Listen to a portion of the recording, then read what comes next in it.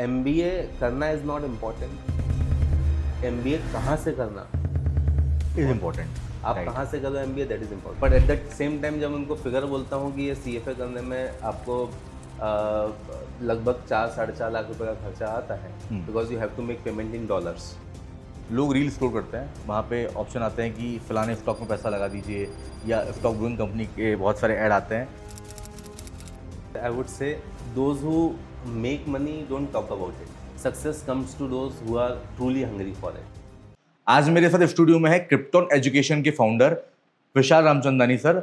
लगभग 17 सालों से एजुकेशन इंडस्ट्री में कई सारे बच्चों का इन्होंने करियर बनाया है, और आज हम इनसे बात करेंगे इकोनॉमिक चीज़ों के ऊपर। सीएफए सीएस क्या डिफरेंस है, और आने वाले वक्त पे क्या बच्चों को परस्यू करना चाहिए अपने एजुकेशन करियर के लिए। Welcome sir. Thank you. Sir start करते हैं। सबसे पहले मैं जानना चाहूँगा कि सीएफए क्या होता है। देखो आदित्य, सीएफए बेसिकली एक सर्टिफिकेशन कोर्स है, आप ये बोल सकते हो, which is offered by CFA institute USA. And उसकी 3 डिफरेंट लेवल्स ऑफ एग्जाम्स होती हैं, L1, L2, L3। After clearing that all the 3 exams, तीनों एग्जाम्स क्लियर करने के बाद उसका कुछ वर्क एक्सपीरियंस रिक्वायर्ड होता है। Once you get that work experience, then you apply for that CFA charter. It's a kind of designation given by the institute. तो आपको वो सीएफए चार्टर मिलता है, you become member of the institute, and then once you get that charter, आप CFA designation अपने नाम के आगे लगा सकते ओके। और ये जो सीएफए है, इसको अगर मैं आम भाषा में कंपेयर करना चाहूँ सीए से, तो क्या डिफरेंस एक मोटा मोटा मैं बोल सकता हूँ। हैं। देखो, सीए, सीएस और सीएफए मतलब जी। 12th के बाद स्टूडेंट का इंक्लिनेशन एक होता है कि वो सीए करे, सीएस करे, और अब सीएफए भी आ गया उसमें। तो इन तीनों में डिफरेंस, सबसे बड़ा डिफरेंस है स्पेशलाइजेशन का, कि ये किस फील्ड में आपको स्पेशलाइजेशन देते हैं। लाइक अगर मैं सीए की बात करूँ तो CA would make you specialised person in accounting, taxation, auditing. तो ये उसका फोटे है, ये उसका स्पेशलाइजेशन है। सीएस की बात करें तो CS would gain specialisation in law, corporate governance, compliance. ये उसका स्पेशलाइजेशन है। एंड सीएफए का जो स्पेशलाइजेशन है वो है investment analysis, research analysis, portfolio management, asset management हम बोल रहे हैं, उसमें it includes portfolio management and all. तो पोर्टफोलियो मैनेजमेंट हो गया, रिस्क मैनेजमेंट हो गया, ये उसका पोर्टे है। सिमिलरिटी ये है, CA is offered by an institute called ICAI, Institute of Chartered Accountants of India. India. CS is offered by ICSI, Institute of Company Secretaries of India. CFA is offered by an institute which is called CFA Institute. और वो CFA Institute is not based in India, वो US based institute है, it is based in US। तो CFA भी एक charter की degree है, degree बोल दो, सर्टिफिकेशन बोल दो, वो भी एक charter, you are a charter holder, तो वो भी एक चार्टर ही आपको प्रोवाइड करता है। एंड बट ये है कि वो ये थोड़ा ग्लोबल है, because it has got recognition in more than 160-170 countries. Okay. तो आप स्पेशलाइजेशन का डिफरेंस है, जिसमें स्टूडेंट का इंटरेस्ट है। अगर आपका अकाउंटिंग, ऑडिटिंग और इन सब में इंटरेस्ट है तो you can pursue CA.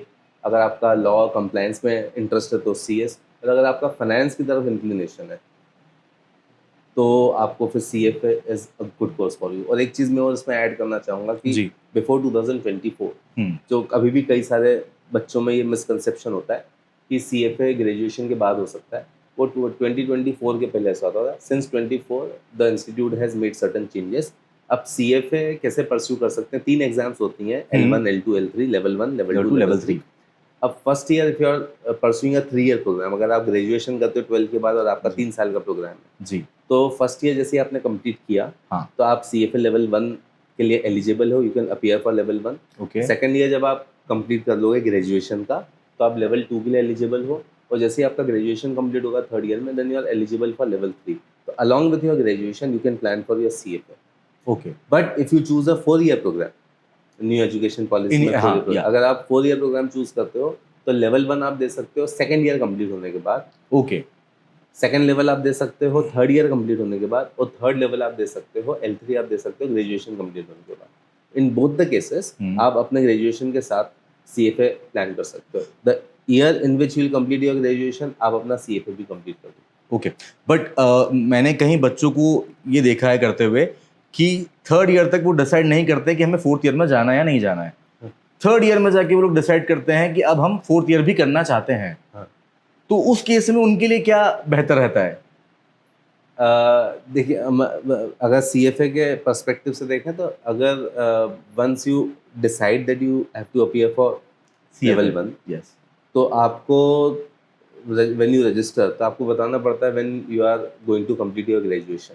Okay, तो उसमें अगर आपने बोल दिया कि अब 3 ईयर का ही ग्रेजुएशन प्रोग्राम है तो उसको फिर बाद में 4 ईयर कर नहीं सकते because it will be misinformation given to the institute. आपने इंस्टीट्यूट को बोला कि मेरा ग्रेजुएशन से 2028 में कंप्लीट हो रहा है बट आपने बाद में उसको 4 ईयर कर दिया, वो 2029 में कंप्लीट हो रहा है बट आपने इंस्टीट्यूट को बोल दिया 2028 में। 28 तो आपको फिर पहले डिसाइड करना पड़ेगा फर्स्ट ईयर में कि whether you are choosing for a 3 year programme या आप 4 ईयर प्रोग्राम के लिए जा रहे हो। ओके, और अगर मैं बात करता हूँ फीस की, एक बच्चा इंडिया में रहकर अगर CA करता है या वो CFA करता है, इन दोनों में फीस में कितना बड़ा डिफरेंस आता है? बिकॉज आज हम अगर MBA की बात करेंगे तो काफ़ी बड़े इंस्टीट्यूट हैं, काफ़ी मोटी फीस चार्ज करता है एज कम्पेयर टू अगर मैं फाइनेंस की भी बात करूँ वहाँ पे फीस के लेवल पे, तो CFA कितना बेहतर है या नहीं है? देखो फीस आई ऑलवेज से मैं हमेशा ये बोलता हूँ when ever students come across में हमेशा बोलता हूँ कि CFA is a very it's a course which is very light on your pocket. आपके पॉकेट पे बहुत हल्का पड़ता है, बहुत ज़्यादा भार नहीं देता। But at the same time जब उनको फिगर बोलता हूँ कि ये CFA करने में आपको लगभग 4-4.5 लाख रुपए का खर्चा आता है because you have to make payment in dollars. तो अगर आप फर्स्ट अटेम्प्ट में तीनों एग्जाम क्लियर करते हो तो ये 3 साल में अलॉन्ग विद योर ग्रेजुएशन आप तीनों लेवल करोगे तो आपका जो टोटल खर्चा आएगा वो 4 से 4.5 लाख रुपए आएगा।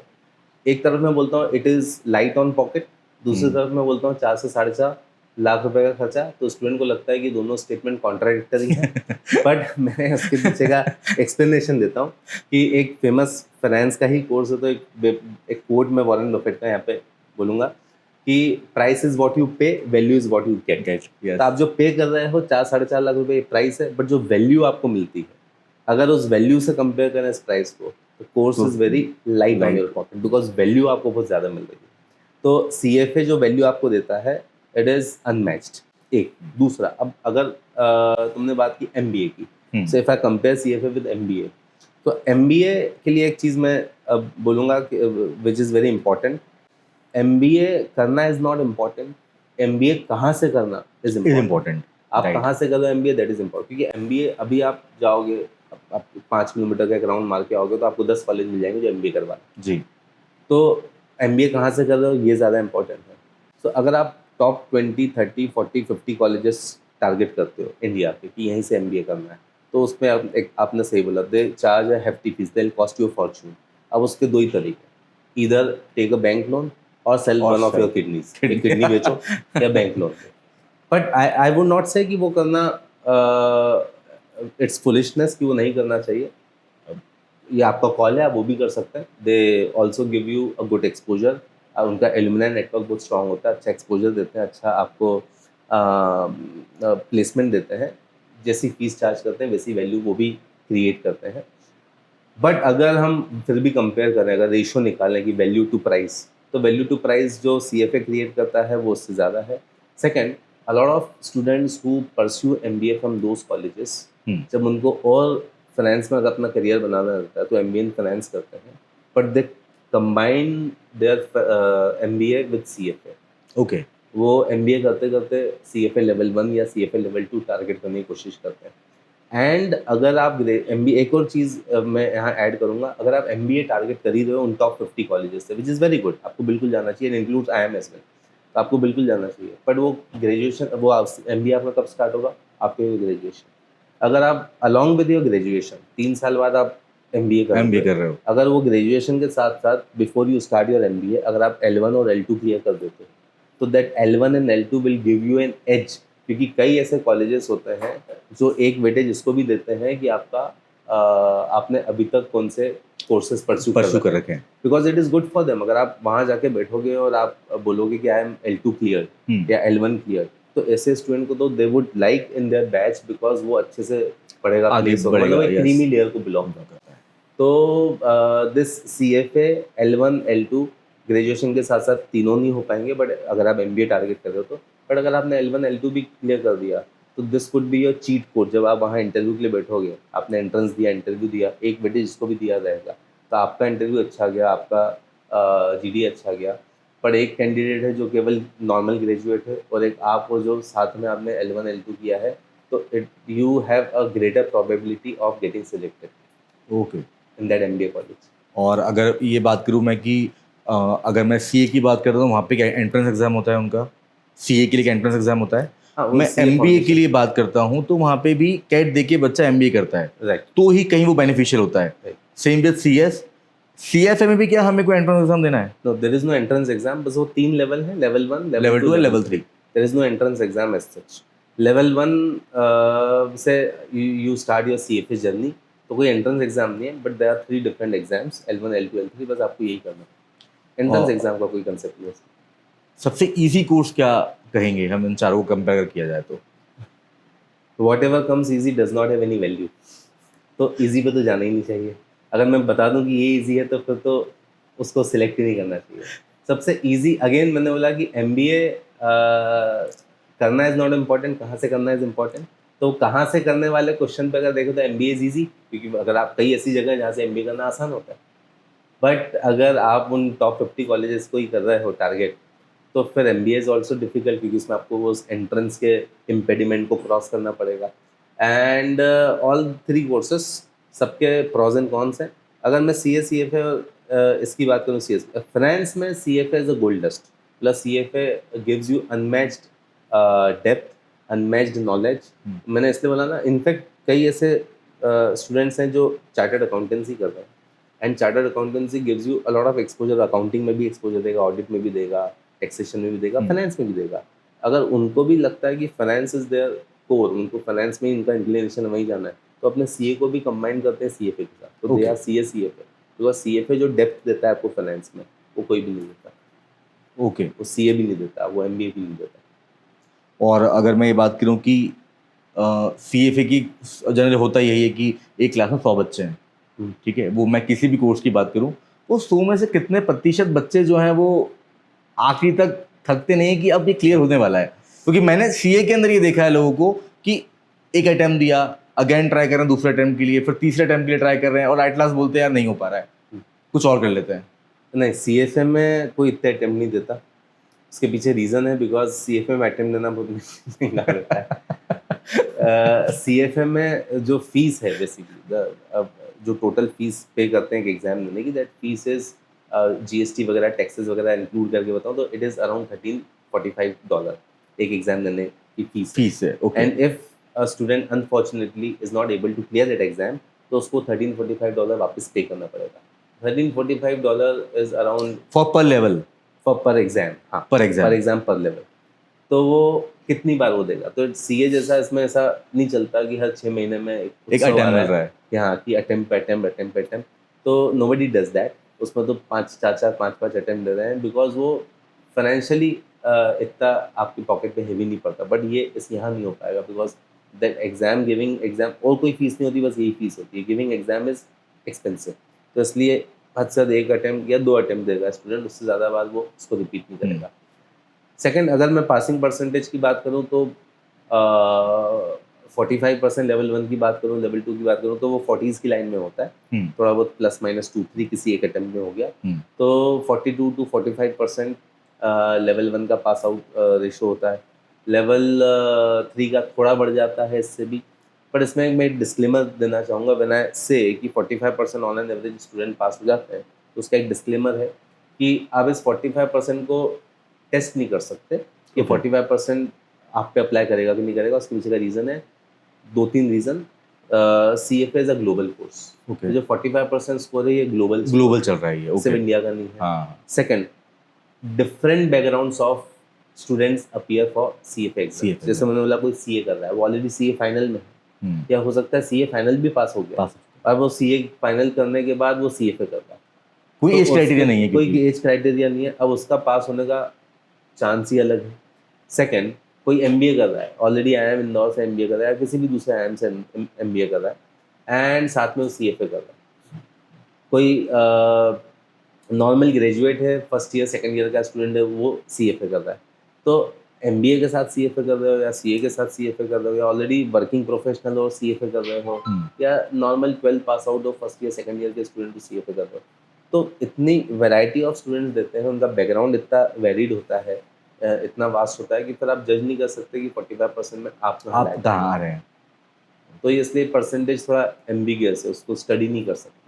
सीए का परसेंटेज आप अगर बोलोगे या सीएस का बोलोगे तो उसको स्टडी करना इजी है, बिकॉज एक ही एज ग्रुप के लगभग 12 के बाद बच्चा इस एज में सब 17 18 19 साल के होते हैं जब सीए फाउंडेशन की पहली एग्जाम देते हैं। बट सीएफए लेवल 1 में कोई 40 ईयर वाला भी है जो सीएफए की एग्जाम दे रहा है, कोई सीए पास आउट है, कोई एमबीए कर चुका है और कोई केवल फर्स्ट ईयर का ही है जो 17 18 साल का है। तो फिर उसको कैसे जज करोगे कि परसेंटेज आपको लगता है कि नहीं लगता है। बट हाँ, टू गिव अ नंबर 40-45%, 44-45% बच्चे इजीली लेवल में पास करते हैं ऑन एन एवरेज। आप क्रिप्टोन एजुकेशन ओनर हैं, कई सारे बच्चे आते होंगे पेरेंट्स के साथ में कि सर हम सीएफए करना चाहते हैं, हम इंटरेस्टेड हैं इसके अंदर। आप किन दायरों में उन्हें जज करते हैं कि ये बच्चा उस चीज़ के लिए अपेयर कर पाएगा या नहीं कर पाएगा? मुझे स्टूडेंट को जज करने का मैं बस एक ही क्राइटेरिया यूज़ करता हूँ और मैं स्टूडेंट को भी यही बोलता हूँ कि everybody would be able to pursue CFA or any other thing in life if he's serious about it. अगर आप उसके लिए सीरियस हो कि आप कितने अर्नेस्टली आपको डेजिग्नेशन चाहिए, right, how badly you want it after your name, कि आप नाम के आगे CFA आपको लगाना है, how much you love those 3 letters CFA, तो जितना सीरियस हो आप किसी चीज़ के लिए आप उसको डेफिनेटली अचीव कर पाओगे। But if you lack that seriousness, सब डिसिप्लिन अंगर वो सब बाद में आ जाएगा if you are serious about it. तो अगर मैं अभी तो वो सारी बातें नहीं बताऊंगा, बट अगर आपने बोला कि कैसे जज करते हो, तो अगर मेरा 10th 12th के या 9th के मेरा स्कूल रिकॉर्ड निकाल के देख लो, मेरा ग्रेजुएशन का रिकॉर्ड निकाल के देख लो, तो उसके हिसाब से तो मेरा भी क्राइटेरिया फिट नहीं बैठता है कि मैं कभी सीएफए कर पाऊंगा। बट वो मैं क्यों कर पाया, because I had that seriousness about it, मुझे वो चाहिए ही था अपने नाम के आगे, तो मैंने वो कर लिया। So if a student is serious, he is showing up every day, because specially अगर वो फर्स्ट ईयर सेकंड ईयर का स्टूडेंट है, फाइनेंस बैकग्राउंड नहीं है उसका, तो it would require a lot of efforts. उसके लिए उसको रोज़ शो करना पड़ेगा, he has to show up every day, class आना, उसको टेस्ट देना, उसको चैप्टर कंप्लीट करना, इंस्टीट्यूट के पोर्टल पे जाके जो भी उसकी प्रिपरेशन की लिए लगती है, तो for that student has to show up. और अगर वो सीरियस होगा तो रोज़ आएगा, कैसे भी करके आएगा, तो फिर वो डेफिनेटली निकाल लेगा। But if you lack that seriousness और आपको लगता है कि ठीक है life can go without this CFA as well, तो फिर तो सीएफए की बिना ही लाइफ चलेगी आप। ओके। और एक चीज़ आप मुझे बताइए, आपने जैसे मुझे कहा कि सीए जो है वो इंडियन लेवल पे होता है, ठीक है, और सीएफए ग्लोबल लेवल पे होता है। एक सीए किया हुआ बंदा क्या सिर्फ इंडिया में ही जॉब कर सकता है? नहीं, वापस अगर सीए के बाद आप if you want to work abroad, तो अगेन सीए के साथ मोस्ट ऑफ द टाइम कुछ ऐसे डेस्टिनेशन है लिमिटेड, मिडिल ईस्ट हो गया, दुबई हो गया, कतर हो गया, मतलब मिडिल ईस्ट के अंदर आप इंडिया में अगर आपने सीए कर रखा है तो आपको वहाँ जॉब मिल सकता है? यस। तो बहुत ज़्यादा एक्सपीरियंस नहीं, वेट नहीं करना पड़ता, मिल जाता है, कुछ कनेक्शन हो तो और जल्दी मिल जाता है। फिर अगर आपको और एक्सप्लोर करना, थोड़ा अपना रेंज बढ़ाना है, तो इन दैट केस अगर आपके पास सीए के साथ कुछ 8-10 साल का एक्सपीरियंस है, तो फिर आपके चांसेस और बढ़ जाते हैं to get a job there.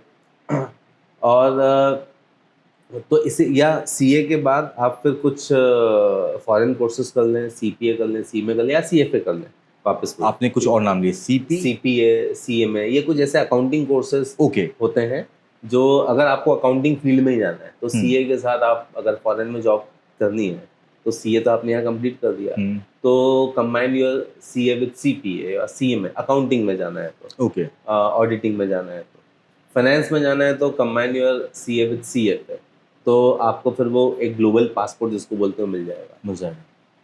क्योंकि उसकी एक अगर हम कंपेयर करें तो वो जो वाइडरनेस है सीएफए की, रीच है वो ज़्यादा है, because it is termed as a global course. 160-70 countries में रिकग्निशन है, तो सीए का नहीं है इतनी कंट्रीज़ में। वहाँ के कुछ आपको कोर्सेज करने पड़ेंगे जो पर्टिकुलर उस कंट्री के हैं, कुछ अकाउंटिंग कोर्सेज जो वहीं पे रिकग्नाइज्ड है। ओके। बट सीएफए का recognition is worldwide, global. Global. तो CFA करने के बाद you have a much greater chance to land up with a foreign job. कुछ कंट्रीज हैं जहाँ पे इंडियन जाना ज़्यादा प्रेफर करते हैं, जैसे कि यूएसए हो गया, यूके हो गया, यूएस करते हैं ऑस्ट्रेलिया हो गया। अब अभी अभी तो फिलहाल में कर रहे हैं कर रहे हैं बच्चे। अब आने वाले वक्त पे क्या होगा वो हम आपसे डिस्कस करेंगे अभी इसके बारे में। ऑस्ट्रेलिया हो गया, कुछ बच्चे यूरोपियन कंट्रीज में जाना पसंद करते हैं। तो सबसे ज़्यादा अपॉर्चुनिटीज़ किस कंट्री में बच्चों को मिलती है अगर वो सीएफए करते हैं तो? CFA इज ग्लोबल कोर्स, मतलब लाइक पर्टिकुलर वेटेज की अगर मैं बात करूं कि ज़्यादा लोग यहाँ पे आपको मिल जाएंगे या अच्छी अपॉर्चुनिटीज आपको इन कंट्रीज में मिल जाएगी? wherever there is a financial hub, जैसे लंदन हो गया, यूएस हो गया, न्यूयॉर्क हो गया, ये कुछ बड़े बड़े फाइनेंशियल सेंटर्स है, सिंगापुर हो गया फॉर दैट मैटर। तो यहाँ पे रिक्वायरमेंट ज़्यादा होती है। तो जहाँ पे बूमिंग फाइनेंस इंडस्ट्री है वो तेज़ी से ग्रो कर रही है, because it is all about investment management. तो जहाँ ये फाइनेंस इंडस्ट्री बहुत बूम कर रही है तो वहाँ पे CFA के चांसेस ज़्यादा हैं। और अब मैं वही बात करता हूँ, करंट सिनेरियो की अगर बात करूँ, जो वर्ल्ड में वॉर चल रहा है, जो इस कंडीशन में बच्चों को कौन से कोर्सेज करने चाहिए? किसी भी सिचुएशन, अब देखिए, अभी always do a course, don't run behind a degree की ये एक डिग्री मिल जाएगी, but always do a course जो आपके नॉलेज को एनहांस करे, तो आपके स्किल्स को एनहांस करे, जिसमें डेप्थ हो। एंड जो मैंने बोला कि what ever comes easy does not have any value, तो आसानी से जो मिल रहा है तो ये उसको जज करने का ये तरीका, कितनी आसानी से मिल रहा है, तो जितनी आसानी से मिलेगा उसकी वैल्यू उतनी कम होगी। और गो फॉर अ कोर्स जो आपके, जैसे मैंने बोला कि कोई MBA कर रहा है तो MBA के साथ अगर उसको MBA फाइनेंस कर रहा है तो साथ में CFA कर रहा है, बट पॉइंट ये है अगर वो किसी अच्छे कॉलेज से MBA फाइनेंस कर रहा है तो साथ में CFA क्यों कर रहा है?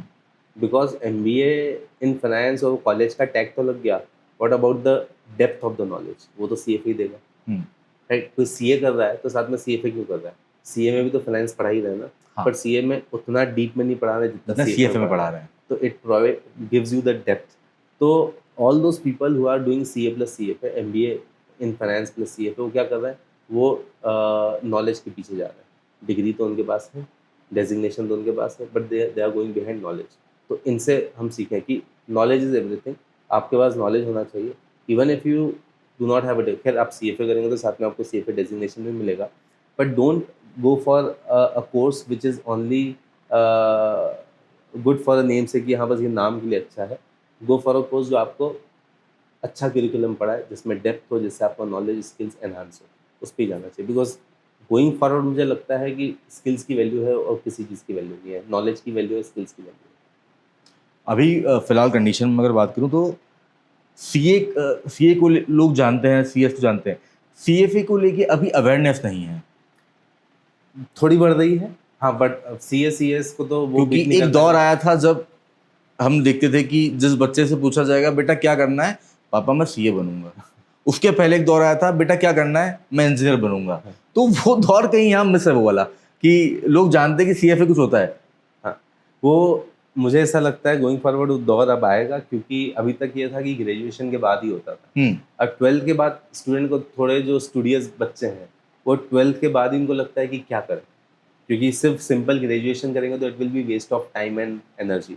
तो फिर वो 12th के बाद उनके पास ऑप्शंस क्या अवेलेबल होते थे? Pursue CA, pursue CS। तो वो इसकी तरफ ज़्यादा जाते थे, उसमें भी CA की तरफ ज़्यादा जाते थे। अब 2024 से जैसे इंस्टीट्यूट ने रूल्स है, पहले बिफोर 2024 ग्रेजुएशन के बाद ही CFA हो सकता था, तो they could not wait for 3 years कि अभी 2 साल हम सिर्फ सिंपल ग्रेजुएशन करते हैं फिर CFA करेंगे। तो अब ये जो नया रूल आया कि फर्स्ट ईयर के बाद आप CFA कर सकते हो, सेकंड ईयर के बाद लेवल 2 और फिर थर्ड ईयर के बाद लेवल 3। तो a lot of students have started doing CFA right after their 12th। उनका 12th कंप्लीट होता है एंड अभी भी कई ऐसे स्टूडेंट्स मेरे टच में हैं, they'll start in the month of May, June, वो अपनी जर्नी स्टार्ट करेंगे CFA की। they've just appeared for their 12th exam in March। तो मार्च में 12th एग्जाम उन्होंने क्लियर की है, मई में उनका रिजल्ट आएगा एंड आफ्टर देयर रिजल्ट मई में या जून जुलाई में they'll start with their CFA journey. और नेक्स्ट ईयर वो 3 ईयर प्रोग्राम चूज करेंगे, नेक्स्ट ईयर अगस्त में वो लेवल 1 बनेंगे। तो now the pendulum is shifting a bit slowly, gradually। अब वो फिर धीरे धीरे अवेयरनेस बढ़ेगी, बिकॉज 12th के बाद से एक ऑप्शन अवेलेबल है। एंड आप देखो कितना अच्छा ऑप्शन है कि आप ग्रेजुएशन कर रहे हो 3 साल और साथ में CFA, तो you are not wasting your time. आपका ग्रेजुएशन चल रहा है, एक डिग्री भी आपको मिल रही है, तो साथ में यू हैव CFA, 3 लेवल आपने क्लियर कर दिए। आप एज अ फ्रेशर इंडस्ट्री में जाओगे, आपको एक अच्छी जॉब मिल जाएगी, आपका ग्रेजुएशन हो गया और आप CA बन गए at age of tender age of 20, 21, 22, 23। इस एज में आपका CFA हो जाए, but it would require efforts, but easily हो जाएगा। तो अब इंक्लिनेशन, क्योंकि जनरली मैंने देखा है बच्चे कंफ्यूज होते हैं कि अभी तो ग्रेजुएशन हो जाने दो, फिर समझेंगे आगे हमें क्या करना है। एग्जैक्टली। ये कंडीशन यहाँ पर नहीं आती। मैंने बहुत सारे लोगों को ऑब्जर्व किया है, कुछ लोग अपना ग्रेजुएशन कर रहे हैं, कोई आर्ट बैकग्राउंड से है, कोई और किसी बैकग्राउंड से आता है, कई लोग हैं जो इंजीनियरिंग का सेकंड ईयर या थर्ड ईयर छोड़ने के बाद बोलते हैं कि मज़ा नहीं आ रहा है, अब हमें कुछ चेंज करना है, फाइनेंस फील्ड में जाना है। तो क्या ऐसे लोग CFA कर सकते हैं? हाँ, डेफिनेटली। अगेन आपने क्या बोला कि मेरे को फाइनेंस फील्ड में जाने से मज़ा नहीं आ रहा है। हाँ। तो हाँ, थोड़ी चैलेंजेस आएंगे initially, because finance starts from some basics of accounting, मतलब कुछ अकाउंटिंग बेस होना चाहिए। तो और CFA में basically they don't make you an accountant, they make you an analyst, financial analyst. तो आपको वहाँ पे फाइनेंशियल स्टेटमेंट्स बनाने नहीं, उनको एनालाइज करना है। तो एक थोड़ा बेसिक नॉलेज होना चाहिए financial statements and all that, इन सब का। पर वो आर्ट और इन सब जो इस बैकग्राउंड के स्टूडेंट, उनके पास ये नहीं रहता। But once you put some extra effort, कुछ 2-3 महीने के एक्स्ट्रा एफर्ट देके अगर आप ये अपना एक बेस बना लेते हो, तो इट विल बी, फिर तो बाकी तो सब कुछ वैसा ही है जो और वो दूसरों में बेस कैसे बनाया जाए? क्योंकि जो बच्चा CFA करने के लिए आ रहा है अभी, जो इंजीनियरिंग बैकग्राउंड से या किसी अदर बैकग्राउंड से आ रहा है आपके पास में, तो उसका उसको कुछ नहीं आता है, वो उसको नहीं पता कि यार लायबिलिटी क्या होती है, एसेट्स क्या होती है, अकाउंटिंग के चीज़ें कैसे मैनेज की जाती हैं। अब उसको हमें जीरो सिखाना है, तो फिर उस लेवल पे आप क्या सजेस्ट करते हो, क्या करना? कोई कई बच्चे आपके पास भी आते होंगे ऐसे, एग्जैक्टली। तो उस कंडीशन में आप क्या करते हैं? कंडीशन में वी प्रोवाइड सर्टन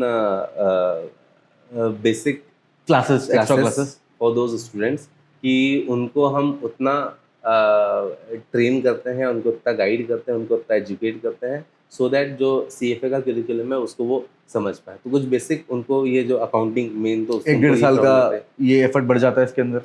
1-1.5 साल तो नहीं, कुछ 2-3 महीने का एफर्ट उसमें बढ़ जाता है। तो 2-3 महीने एक्स्ट्रा उसको एफर्ट देना पड़ेगा, and then he will be able to, वो फिर एट पार आ जाएगा जो दूसरे स्टूडेंट ने क्लास में उससे। सर, AI का ज़माना आ गया है, हर जगह AI यूज़ हो रहा है, वो चाहे हमारी फील्ड हो या दूसरी कोई फील्ड हो, तो फाइनेंस और CFA वाली फील्ड में भी कहीं ना कहीं से इम्पैक्ट पड़ा है?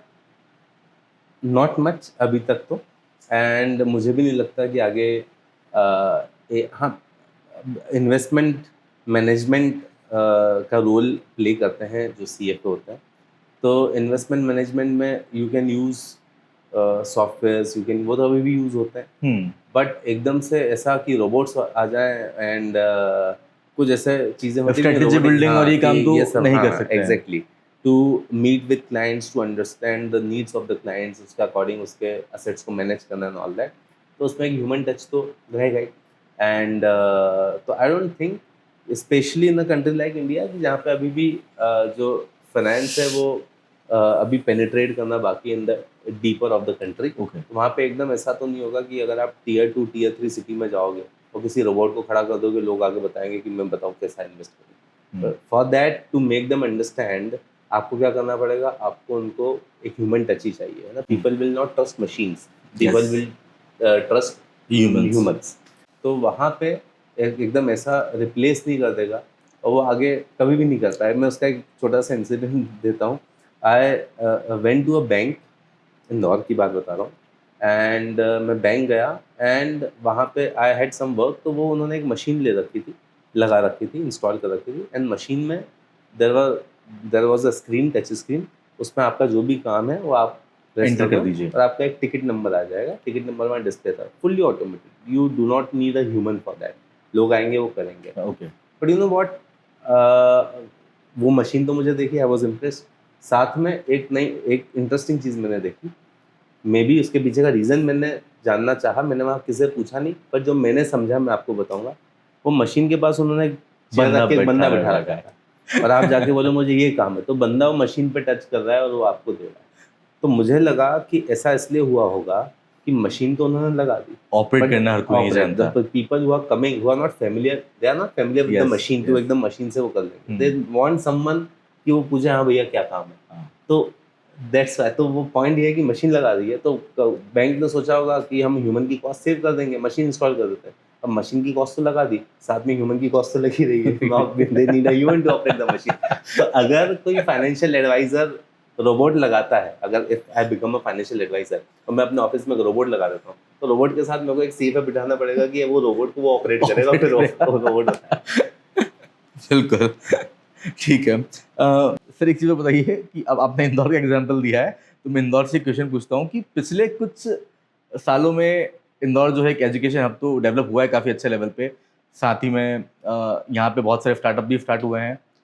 बट मैं अगर आपको एक डिफरेंस की बात करूँ कि आज से मैं अगर अपने टाइम की बात करता हूँ तो आई एम नॉट अवेयर कि भाई मुझे ये कोर्स करना है, मुझे पता होता है इसके बारे में यार क्या किस तरीके से मुझे जाना है, मैं इतना अवेयर नहीं था। बट आज के बच्चे थोड़े से स्मार्ट हैं। तो आपको क्या डिफरेंस लगता है आपकी इन पिछले 17 साल की जर्नी में कि पहले के बच्चे और अभी के बच्चे में क्या एक डिफरेंस आया है? डिफरेंस एक आया है कि अभी आज जो स्टूडेंट है उसके पास नॉलेज बहुत है, इन्फॉर्मेशन बहुत है। उसके पास इंफॉर्मेशन बहुत है, इनफैक्ट उसके पास सारी इन्फॉर्मेशन जो नहीं होनी चाहिए वो भी है। तो उसके पास इन्फॉर्मेशन बहुत है, बट उसके पास अवेयरनेस नहीं। एंड अर्लियर 10-12 साल पहले जो स्टूडेंट था उसके पास मे बी इन्फॉर्मेशन कम थी, but he was more aware, he was more awakened. अभी स्टूडेंट थोड़ा, कई स्टूडेंट को ये सुन के खराब भी लग सकता है, बट अभी इन्फॉर्मेशन बहुत है उसके पास, बट वो अवेकन नहीं है, वो जागा हुआ नहीं है, मतलब उसको पता नहीं है। इन्फॉर्मेशन तो है, बट वो इन्फॉर्मेशन को कैसे यूज़ करना है, या इन्फॉर्मेशन करियर को ही लेके, कोर्स को ही लेके उसको सब पता है कि कौन कौन से कोर्सेज होते हैं, क्या होता है। बट एक होता है अवेकन, जागृत जिसको अपन बोलते हैं, जिसको पता है कि मुझे उसको करने के लिए क्या करना चाहिए। इन्फॉर्मेशन है कि क्या होता है, पर वो कैसे करना है, इसके लिए उसमें जो अवेकनिंग है उसकी कमी। एंड इसमें इट इज़ एन अपॉर्चुनिटी जब भी ऐसा होता है कि अगर कोई भी ऐसा स्टूडेंट है who has kept himself awakened कि हाँ मेरे को पता है मेरे को क्या करना है, जो डिसिप्लिन है, सीरियस है, तो उसके लिए तो अपॉर्चुनिटी, बिकॉज वो तो he is standing out from the crowd, क्योंकि बाकी तो ऐसा है ही नहीं। तो इन्फॉर्मेशन है, बट वो अवेकनिंग या वो अवेयरनेस या अवेकनिंग बोल दो, वो नहीं। मैंने कई बच्चों को देखा है जो आज कहीं अपनी पॉकेट मनी की खातिर की जॉब कर रहे हैं, कहीं पे कॉल सेंटर में जा रहे हैं, बट जो उनका करियर फोकस था वो आज उस पैसे कमाने या अपने शौक पूरे करने के लिए जो पैसे कमाने जा रहे हैं वहाँ वो चीज़ छूट जा रही है उन लोगों से। हाँ, अब दो टाइप के ऐसे स्टूडेंट होते हैं। एक, those who are forced to do this, उनको ये करना ही पड़ेगा क्योंकि फैमिली कंडीशन हाँ, एंड ऑल उनकी कंडीशन ऐसी है। यस। बट पर उनको भी मैं ये सजेशन दूंगा कि they should look for a way to come out of this circle. ये तो विशियस सर्कल, ये तो चलता रहेगा, they will do that kind of work. वो it's not a wealth making thing, right? तो वो उससे बाहर कैसे निकलेंगे? तो वो कैसे भी करके उनको समझ छोड़ा के if they keep doing it, तो अगर यही करते जाएंगे तो यही करते रह जाएंगे। तो कुछ समय निकाल के बाहर निकलना पड़ेगा। और कुछ ऐसे हैं जो ये कर रहे हैं जस्ट फॉर, जैसे तुमने बोला कि just to meet their expenses, meet pocket money होती है ये सब के लिए, तो वो तो फिर और ही गहरे गड्ढे में है, ले जाएंगे। सर आजकल बहुत सारे कोचिंग इंस्टीट्यूट हैं जो ऑनलाइन पढ़ा रहे हैं आपको, और कई सारे बच्चे हैं जो ऑनलाइन यूट्यूब पे हमने कोर्स परचेस कर लिया या हमने किसी वेबसाइट पे जाके कोर्स परचेस कर लिया। आप क्या मानते हैं कि अगर एक स्टूडेंट को अगर कोई करियर अपॉर्चुनिटी मतलब अच्छा कुछ पढ़ना है, उसे CFA करना है या CA करना है, तो क्या ऑनलाइन क्लासेस सही हैं या फिजिकली सामने बैठ के पढ़ना ज़्यादा बेहतर है? अर्जुन को द्रोणाचार्य ऑनलाइन सिखाते थे कि वो उनके गुरुकुल में जाके उनसे सीखता था? गुरुकुल में जाके गुरुकुल में सीखते थे ऑफ जाके कोर्स। सीखता था। जो भी हमने बड़े गुरु शिष्य, हमारे देश में अर्जुन अवार्ड है, द्रोणाचार्य अवार्ड है। यस। जो कोचेस हैं उनको द्रोणाचार्य द्रोणाचार्य अवार्ड अवार्ड मिलता है, प्लेयर्स को अर्जुन अवार्ड मिलता है। तो दे आर एपिटोम ऑफ गुरु शिष्य रिलेशनशिप। वो ऑनलाइन कहाँ थे? वो तो ऑफलाइन ही थे। तो ऑनलाइन तो एक सब्सटीट्यूशन है, ऑप्शन है। इफ़ इन केस आप के पास ऑप्शन, जैसे आप स्विगी या जोमेटो करते हो, कब करते हो? तब करते हो जब आपको घर का खाना नहीं मिल रहा है, आप हॉस्टल में रहते हो। कब रहते हो? जब आप घर पे नहीं रह सकते, भी आप बिजी है कहीं पर, हाँ, आप तो आप ऑर्डर कर देते हैं। तो ऑनलाइन भी मुझे लगता है ऐसे ही होना चाहिए। बीच में एक टाइम आया था ड्यू टू कोविड कि एकदम से इसमें बूम आया था, बट अब जब थिंग्स आर नॉर्मलाइज, तो अगर if you have the option to go for offline classes, तो ऑफलाइन क्लासेस ही अच्छी होती हैं। स्पेशली ड्यूरिंग दीज टाइम्स जब हम ऑलरेडी घंटों घंटों हमारा स्क्रीन टाइम होता है, उसमें हम और स्क्रीन टाइम ऐड ऑन कर रहे हैं, ठीक है, तो ये हमारे मेंटल और उसके मेंटल हेल्थ के लिए भी अच्छा नहीं है। सेकंड, उसमें क्योंकि ऑलरेडी हम स्क्रीन से डिस्ट्रैक्टेड रहते हैं, हम स्क्रीन पे ही रहेंगे, तो इट इज़ हाईली प्रोबेबल कि हम फिर वो ऑनलाइन लेक्चर देखते देखते उसमें डिस्ट्रैक्ट हो जाएंगे।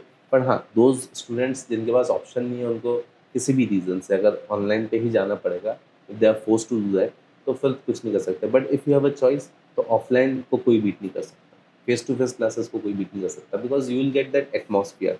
आप दूसरे स्टूडेंट्स के साथ बैठोगे एंड आप जाओगे, साथ में इंटरेक्शन करोगे, डाउट्स पूछोगे। एक स्टूडेंट ने डाउट पूछा तो दूसरे स्टूडेंट के भी उसमें क्रॉस क्वेश्चनिंग होगी, तो वो जो क्लास में एटमॉस्फेयर बनता है, तो वो और एटमॉस्फेयर उसमें वुड हेल्प पॉसिबल अलॉट। नहीं है, यस। तो बट वो ऑनलाइन में ऐसा, तो आप आइसोलेशन में हो और आइसोलेशन में आप पढ़ रहे हो, तो ऑनलाइन में वो एटमॉस्फेयर आप मिस कर जाओगे। And everything is about your surrounding, कि आपकी सराउंडिंग कैसी है।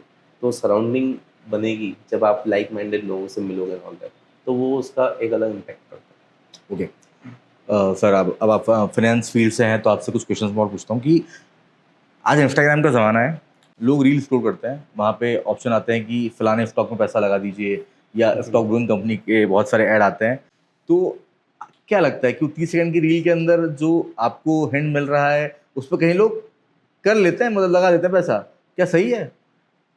देखो आदित्य, आई would say those who make money don't talk about it. जो असली में पैसा बनाता है वो उसके बारे में बात नहीं करता।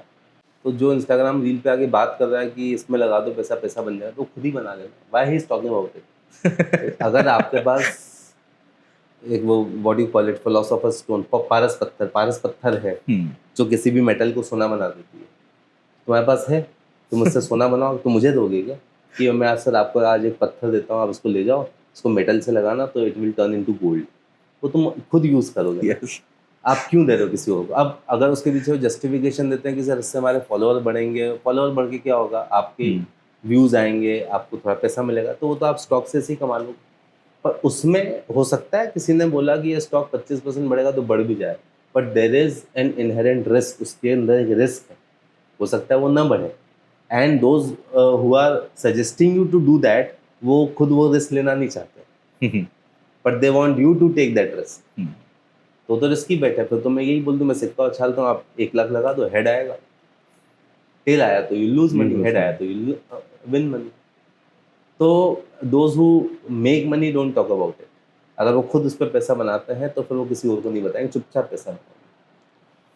और अगर अभी मैं ये बात करता हूँ, गोल्डमैन सैक्स की एक रिपोर्ट है, यूएन की भी रिपोर्ट आई थी कि आने वाले टाइम में 2026 के बाद से इंडिया एक काफ़ी बड़ी अर्थव्यवस्था के रूप में अच्छे से और आएगा। तो अभी फिलहाल ग्लोबल कंडीशन देखते हुए आपको क्या लग रहा है, क्या सिचुएशंस बन रही इंडिया हैं आगे? Has been for few years, जिसको हम बोलते हैं फास्टेस्ट ग्रोइंग बिग इकोनॉमी, बड़ी इकोनॉमी और फास्टेस्ट ग्रोइंग इकोनॉमी है। But it is not unaffected by the global events. उसका कुछ इफेक्ट तो आएगा ही। तो उसका इफेक्ट आएगा हमारे इन्फ्लेशन पे, हमारे कंजम्पशन पे, हमारे पॉकेट पे, तो ये सब तो उसका इफेक्ट आएगा ही। हाँ, बट उसका इफेक्ट सब पे ही आएगा, all the countries in the world. अब उसका इफेक्ट सब पे ही आएगा तो सबकी ग्रोथ गिरेगी, और उसमें भी इंडिया की ग्रोथ सबसे ज़्यादा होगी। तो वो रिलेटिवली हम बोलते हैं फास्टेस्ट ग्रोइंग इकोनॉमी। तो fastest growing economy relative terms में, क्योंकि बाकी तो कुछ ग्रो ही नहीं कर रहे, सब 1-1.5-2% से ग्रो कर रहे हैं, तो हम 4% से ग्रो कर रहे हैं। बट पॉइंट ये है, द साइज ऑफ पॉपुलेशन भी है, 4% की growth is not sufficient for us. हमको कम से कम 7-8% की ग्रोथ चाहिए। बट फिर अगेन ग्लोबल इवेंट्स हैं, तो they are beyond our control, वो अपने कंट्रोल के बाहर। तो हम जितनी भी इकोनॉमीज़ हैं जो ग्रो कर रही हैं, उसमें सबसे ज़्यादा तेज़ी से हम ग्रो करेंगे। बट हो सकता है, I am not an economist, I am not claiming anything, हो सकता है कि ग्रोथ अपनी कम हो जाए due to those global events. ये जो ग्लोबल इवेंट्स अभी चल रहे हैं, जो युद्ध चल रहा है यहाँ पे, या वॉर की जो सिचुएशन बन रही है, इसके अंदर डायरेक्टली और इनडायरेक्टली कैसे आपकी पॉकेट के ऊपर आ रही है चीज़? सबसे इसमें जो लाइक पेट्रोल को तो मैं एक तरफ रख देता हूँ कि पेट्रोल या डीजल की बात होती है तो लोग पहुंच जाते हैं कि भाई पेट्रोल खत्म होने वाला है, बट अपार्ट ऐसे कौन से हिडन पॉइंट्स है जो लोग के नोटिस में नहीं आ रहे हैं, बट कहीं ना कहीं वो उनकी पॉकेट को अफेक्ट कर रहे हैं? सबसे बड़ा पॉइंट तो ये जो हिडन नहीं है, वो है अपना energy dependence. The biggest problem India as a country has is energy dependence. और वो एनर्जी के सोर्सेज हमको बाहर से ही लेने पड़ते हैं. 80% एनर्जी हम ऑयल बाहर से इंपोर्ट करते हैं, नेचुरल गैस बाहर से इंपोर्ट करते हैं. तो वो बढ़ता है तो उसका इम्पैक्ट हमारी पॉकेट पे आएगा सूनर और लेटर. उससे फिर अच्छा, हम किन चीज़ों पे, किस एनर्जी पे, हम सिर्फ ये देखते हैं कि अभी मैं आपको एक एग्जांपल देता हूँ. आपने कहा हिडन पॉइंट, एक हिडन पॉइंट मैं आपको बताता हूँ. अभी गवर्नमेंट ने, हमने पढ़ा कि कई सारी कंट्रीज़ में, I don't know the exact number, fuel के प्राइसेस बढ़ गए, बढ़ गए, है ना, बट यहाँ इंडिया में बढ़ने नहीं दिए. टैक्सेस कम कर दिए इनफैक्ट, सो दैट पीपल कहीं, डू नॉट सफ़र. हाँ, अब लोगों बैलेंस को बना लगा रहे हैं. कि ठीक है गवर्नमेंट ने हमको सेव कर दिया, बिकॉज व्हाट पीपल सी कि मैं जो गाड़ी में फ्यूल भरवा रहा हूँ मेरे को केवल वही इम्पैक्ट कर रहा है. बट जो इंडस्ट्रियल फ्यूल होता है, जो इंडस्ट्रीज यूज़ करती हैं, इंडस्ट्रियल डीजल होता है, एविएशन फ्यूल होता है, इन सब के प्राइजेस को गवर्नमेंट ने बढ़ने दिया. बढ़ने दिया. Because government is also like, वो भी मजबूरी है उसकी भी, ठीक है. तो अब ये जब ये प्राइजेस बढ़ते हैं, ये हमको दिखते नहीं है.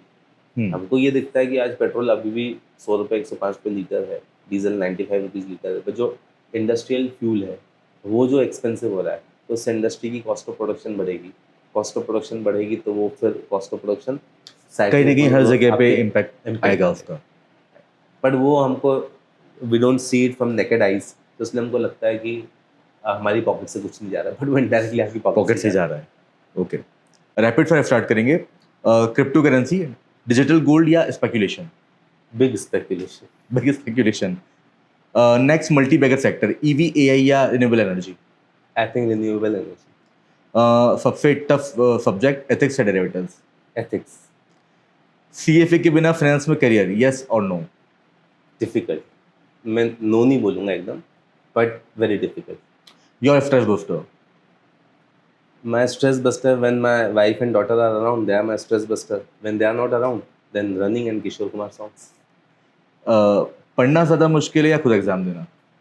पढ़ना. और पढ़ाना? पढ़ाना तो फन है, मतलब मेरे लिए तो फन है. पढ़ना मुश्किल है, एग्जाम देना तो आसान है. एग्जाम तो वो भी देता है जो पढ़ता नहीं है. इन्वेस्टमेंट के लिए सबसे सेफ प्लेस क्या है, गोल्ड, रियल एस्टेट या इक्विटी? सेफ बोला तुमने? Yes, safe. Real estate. Real estate. Okay. अब इसी से एक क्वेश्चन मेरे दिमाग में आया कि अभी फिलहाल कंडीशन में जैसे देख रहा हूँ तो रियल एस्टेट कहीं ना कहीं बहुत नीचे स्तर पर जा रहा है धीरे धीरे, एज कम्पेयर टू पिछले कुछ सालों की बात करूंगा तो अभी रियल एस्टेट मार्केट जो है बहुत कमज़ोर हो गया है. ऐसा क्यों? कमज़ोर, जब रियल एस्टेट जब कमज़ोर होता है तो उसके प्राइजेस बढ़ना कम हो जाता है. यस. बट उसके प्राइजेस गिरते नहीं है. ओके. एक स्टेबिलिटी रहती है, एक डिसेंट पेस पे वो ग्रेजुअली बढ़ते रहते हैं. फिर एकदम से जब पिक आता है तो फिर वो बहुत तेज़ी से बढ़ने लगता है. तो कुछ प्रॉब्लम है. रियल एस्टेट की टिकट साइज़ बड़ी है, आप एकदम 1000 2000 5000 10,000 से रियल एस्टेट नहीं खरीद सकते. बट अगर हम सेफ्टी की बात करें तो उसके प्राइस में जो वेरिएशन है, जो फ्लक्चुएशन है वो कम है. But gold and equity are very volatile. तो शॉर्ट टर्म में तो गोल्ड एंड इक्विटी आपको नेगेटिव रिटर्न्स भी दे सकते हैं. बट रियल एस्टेट के केस में ऐसा नहीं होता until and unless you have a bubble, price bubble, और बबल बर्स्ट हो जाए. फिर सेकंड, रियल एस्टेट में ये भी है कि रियल एस्टेट का कोई मार्केट ऐसा पैन इंडिया नहीं है, सेगमेंटेड मार्केट है उसका. मतलब इंदौर का real estate market is different from Bhopal का रियल एस्टेट मार्केट, भोपाल का इज डिफरेंट फ्रॉम देवास का इज डिफरेंट फ्रॉम मुंबई. तो अगर कहीं बबल आया भी, अब जैसे बोलते हैं मुंबई में रियल एस्टेट बबल है, तो उससे मुंबई का मार्केट अफेक्ट होगा, इंदौर का इतना नहीं होगा कि इंदौर में नहीं. तो इसलिए वो फ्रेगमेंटेड है, उसके अलग अलग पॉकेट्स बने हुए हैं छोटे छोटे. एक ही शहर के अंदर अलग अलग एरियाज हैं कि यहाँ पे बढ़ रहा है, यहाँ पे नहीं बढ़ रहा. तो इसीलिए इन फॉर दैट रियल एस्टेट थोड़ा सेफ है as compared to other options. अभी लोग एक बात कह रहे हैं कि रियल एस्टेट में लोगों के पास में प्रॉपर्टीज हैं तो सोल्ड आउट करना चाह रहे हैं, मार्केट में बायर्स नहीं हैं. इसके पीछे का थोड़ा रीज़न क्या है? इसके पीछे का reason, it's a pure play of demand and supply. अभी मार्केट में एक उसको बोलते हैं कंसोलिडेशन फेज, वर्ड हम यूज़ करते हैं इक्विटी के लिए. तो एक कंसोलिडेशन फेज चल रहा है, प्राइजेस एकदम स्टेबल है, साइडवेज ट्रेंड में चल रहे हैं.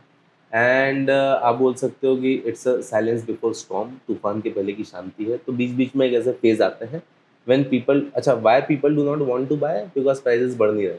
तो एक वो सबके जो भी नॉलेजेबल पर्सन उससे पूछो तो बोलता है कि अभी मार्केट ठंडा है, तो ठंडा है तो फिर nobody wants to put money during that time कि अभी तो ठंडा है मार्केट। पर फिर जैसे ही धीरे धीरे इंटरेस्ट रेट्स कम हैं और ये सब होगा, धीरे धीरे पिकअप वो करना चालू करेगा, तो फिर जैसे ही थोड़ा भी दिखने लगेगा कि हाँ एक्टिविटी बढ़ रही है मार्केट में, तो फिर people will start pouring money. थोड़ी इसमें हर्ड बिहेवियर चलता है लोगों का। इसमें क्या फैक्टर अफेक्ट करते हैं कि जो ठंडा मार्केट वर्ड यूज करते हैं? एक तो ये साइकोलॉजी हो गई कि भाई लोगों ने बोला कि मार्केट ठंडा है, तो जो बायर होगा वो थोड़ा सा रुक जाएगा कि अभी हमें लेना नहीं है। बट क्या फैक्टर अफेक्ट करते हैं कि ये टर्म यूज हो रही है कि भाई मार्केट ठंडा हो गया?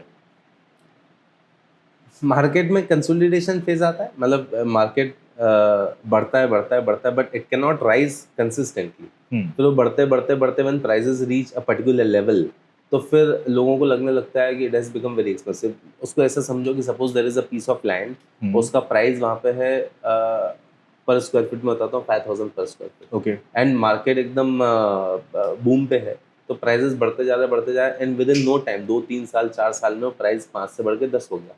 Now there is a time, अब एकदम से प्राइस 5 से बढ़ के 10 हो गया कुछ 3-4 साल में, तो what people will start feeling कि यार बहुत बढ़ गया price, and then it's again a psychological barrier कि बहुत बढ़ गया प्राइस, तो they don't like buying at 10,000 पर स्क्वायर फीट। अब वो फिर 10,000 पे आके अटक गया। अब वो 3-4 साल में 5 से 10 पे हो गया, डबल हो गया, पर वो 10 पे आके अटक गया क्योंकि अब लोगों को एक्सपेंसिव लग रहा है, बिकॉज दे सी कि 10,000 पर square feet it is very expensive. But 3-4 साल तक प्राइस वो 10,000 ही है। 3-4 साल में ग्रेजुअली बढ़ा, 10 से 11 हुआ। अब 4 साल में मनी की वैल्यू हैज़ डिटीरियोरेटेड। अब वो 4 साल बाद उनको 11,000 में सस्ता लगने लगता है कि यार 11,000 ही तो देना, are you getting my point? या तो फिर एकदम वो 11,000 में जब उनको सस्ता लगने लग गया, क्योंकि देन वो अगेन हाँ, उसी चीज फिर के उनको ऊपर अब आता वो है। सस्ता लग रहा है because money has lost its value. उनको लगता है कि अब 11,000 में आता ही क्या है, 11,000 पर स्क्वायर फीट में वहाँ पे मिल रहा लैंड है, मिल रहा है। एकदम, वो तो सिटी के बीच में ही आ गया है, ये इतनी सारी शॉप्स हो गई। अगेन फिर देन एकदम वो फिर they start showing their interest in it. तो 11 से फिर वो उठ के फिर वो 11 से 15 फिर एकदम से भाग के वो 15-16 हो जाएगा, फिर लोगों को लगेगा इतना महंगा 15-16, again then same process cycle start हो हाँ, जाएगा। Will not be buying it, और फिर वो वापस वो कंसोलिडेशन फेज आ जाएगा। तो यही होता है कि एकदम पहले अभी सस्ता लग रहा है, एकदम से बढ़ा, फिर यहाँ पे अब लोग रुक गए, बोले बहुत महंगा है, वो फिर वहीं रह गया, कंसोलिडेशन फेज चल रहा है। टाइम बीतते जाएगा, तो जो चीज़ आज से 4 साल पहले 10,000 की तुमको महंगी लग रही थी, वो आज 4 साल बाद 10,000 की तुमको सस्ती लगने लग जाएगी, क्या तो Okay. 10,000 की तो मिल रही है, अब फिर एकदम से वो बढ़ अगेन जाएगा। वही साइकिल रिपीट हो जाएगा। वैसा चलता जाता है, तो उसको कंसोलिडेशन फेज बोलते हैं। ओके सर, बहुत सारी कोचिंग टीचर्स के ऊपर फिल्में आई हैं अभी फिलहाल में। सुपर 30 आई थी ऋतिक रोशन की, देन अभी हेलो बच्चों आई नेटफ्लिक्स पे। आपको क्या पसंद आया उसके अंदर, क्या अच्छा लगा? ये मैंने तो फ्रेंकली स्पीकिंग वो मूवी नहीं देखी अभी तक, सुपर 30, पर हाँ I know the story behind it. But मैं ज़्यादा उस पर कमेंट नहीं कर पाऊँगी, मैंने वो देखी नहीं है। पर हाँ, it's a based on a real life story. तो जो मुझे उसमें सबसे अच्छा लगा कि सुपर 30 में जो मैसेज वो देती है, जो मुझे सबसे अच्छा लगा उसका मैसेज, वो मैसेज ये है कि एजुकेशन इज़ फॉर ऑल। तो वो सबके लिए अवेलेबल है एजुकेशन, एंड डजेंट मैटर, जो उसका एक वो है कि राजा का बेटा ही राजा बनेगा, ऐसा कोई कंसेप्ट नहीं है। So if your father is educated then only you can be educated, ऐसा नहीं, education is for all. And government also provides so many avenues जहाँ से आप एजुकेशन ले सकते हो, but if you have the earnest willingness कि आपको ये चाहिए, तो फिर आप वो ले सकते हैं ना। Education can turn the fortunes of your family. एक पर्सन अगर एजुकेटेड हो गया पूरे क्लेन में, तो फिर वो आने वाली सारी जनरेशन्स को इम्पोर्टेंस समझ में आ जाएगा। और अगर एक पर्सन इन दैट क्लेन जो कि मिजरी में रह रही है, और वो एजुकेशन से उसने कुछ ऐसा अचीव कर लिया, जैसा उसने फाइनेंशियल फॉर्चून्स चेंज कर दिए अपनी लाइफ में, तो फिर it will set an example for entire family, entire clan and coming generation. तो this can be one person. तो कोई भी स्टूडेंट अगर अभी कोई कोर्स कर रहा है, स्पेशली कोई आप ऐसा कोर्स कर रहे हो, या if you belong to a family जहाँ पे बहुत ज़्यादा हाईली एजुकेटेड लोग नहीं रहे हैं, तो दिस इज़ योर टाइम। मतलब you can turn the fortunes of your family, and you can also become an example for others people to follow. तो वो आने वाले टाइम में फिर एजुकेशन का इंपॉर्टेंस उनको समझ में आएगा कि वन पर्सन गेटिंग एजुकेटेड तो वो क्या चेंजेस ला सकता है। क्रिप्टन एजुकेशन की तरफ से एक मैसेज स्टूडेंट्स को आप क्या देना चाहेंगे आने वाले वक्त को लेके, या एजुकेशन सेक्टर को लेके? एक दो मैसेज मैं देना चाहूँगा कि first of all success comes to those who are truly hungry for it. This is my favorite line. So if you have that true hunger for success, because everybody wants to become successful, but if you are truly hungry for it, so you'll definitely become successful. So create that hunger, be hungry, and go out for your goals, and keep working hard. Whatever comes easy does not have any value. तो अगर कोई भी चीज़ आपको ऐसी लगती है कि difficult है, तो do not run away from it. कोई भी चीज़ डिफ़िकल्ट आती है तो it's an opportunity to do what others can not. Thank you so much sir. Thank you. Thank you.